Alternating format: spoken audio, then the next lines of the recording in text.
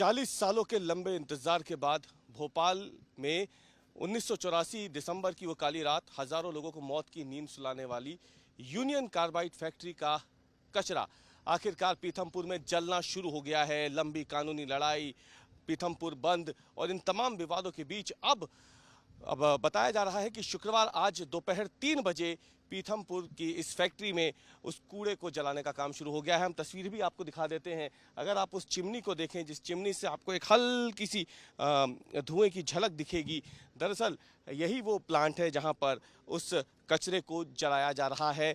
10 ton कचरा जो है उसे जलाने की प्रक्रिया शुरू की गई है।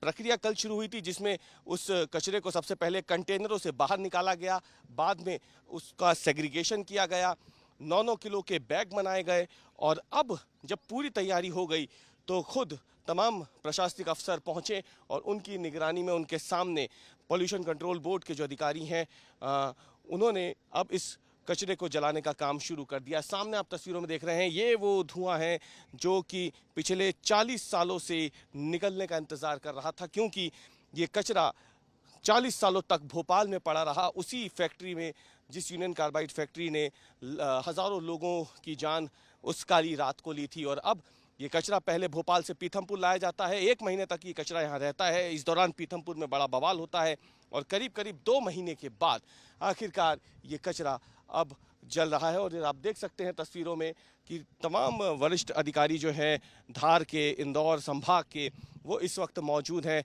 बड़ी संख्या में पुलिस बल भी मौजूद हैं, क्योंकि एक आशंका ये थी कि पिछली बार जब ये कूड़ा भोपाल से इंदौर लाया गया था तो उस दौरान जो स्थितियां बनी थी वैसी स्थिति दोबारा ना बने। अब हम आपको बताते हैं कि दरअसल ये जो पूरी प्रक्रिया है ये कैसे रहने वाली है। हमने आपको तस्वीरें दिखाई, चिमनी से निकलता हुआ धुआं जो है वो इस बात की गवाही दे रहा है कि कचरा जलना शुरू हो गया है। अब 10 टन का ये जो कचरा है ये अगले 3 दिनों तक जलता रहेगा।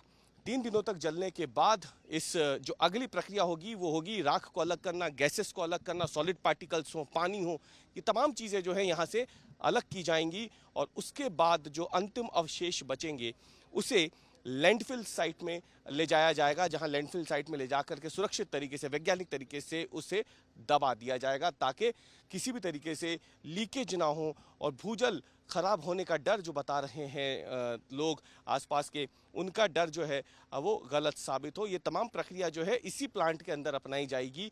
और ये जो पहला टेस्ट है जो आज शुरू हुआ है जलाने का, इसके बाद अभी 2 और टेस्ट होने हैं, 4 मार्च और 12 मार्च को।